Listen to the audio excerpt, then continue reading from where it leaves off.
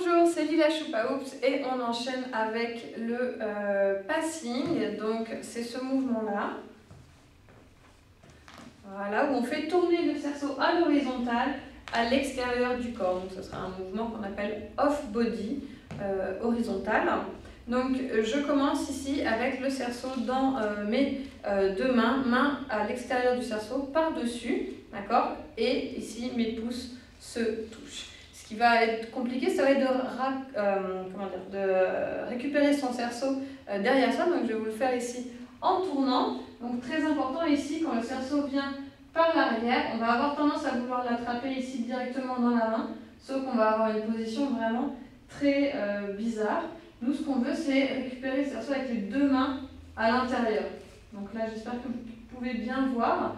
Donc il faut se dire ici que cette fois-ci, les deux paumes, en fait, elles sont dirigées vers vos fesses.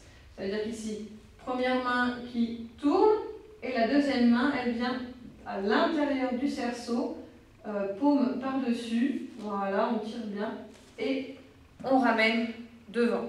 D'accord ?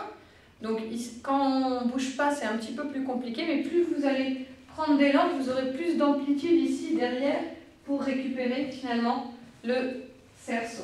Donc très important, on veut faire ça bras tendus, hein, bien évidemment, ou bras pliés plus au niveau de la taille, mais très important de garder toujours ici les deux mains.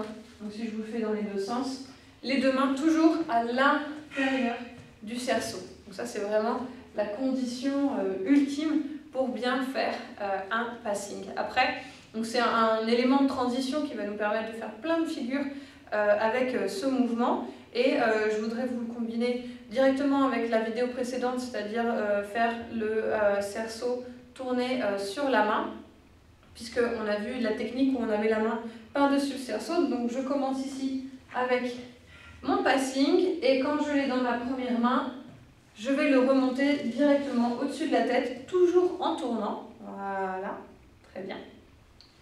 Et je peux faire la même chose en redescendant. Ça veut dire qu'ici, quand j'ai mon cerceau dans mon bras qui est en l'air, si je fais redescendre mon cerceau, là devant, donc cette fois-ci, forcément en redescendant, j'ai les doigts à l'intérieur du cerceau, donc je vais changer ça en apposant ma deuxième main par-dessus pour reprendre en passing.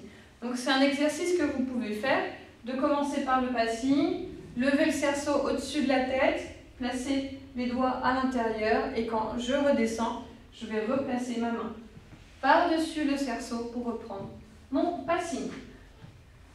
Voilà. Donc ça, c'est la première version avec votre main dominante. Et on peut faire la même chose avec la deuxième main. Ça va être un tout petit peu différent. Donc, je lève au-dessus de la tête. Cette fois-ci, je vais changer de main. OK.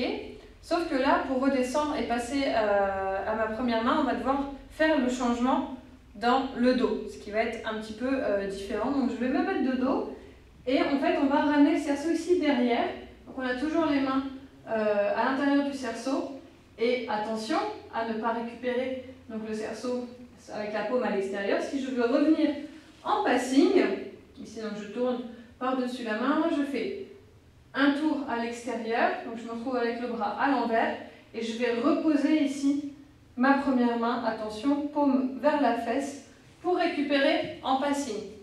Ça veut dire que dans ma main dominante, quand je redescends en passing, je fais le changement devant, voilà, et quand je change de main, donc que je redescends avec ma main, ma deuxième main, je vais faire ce changement dans le dos en replaçant bien la main à l'intérieur.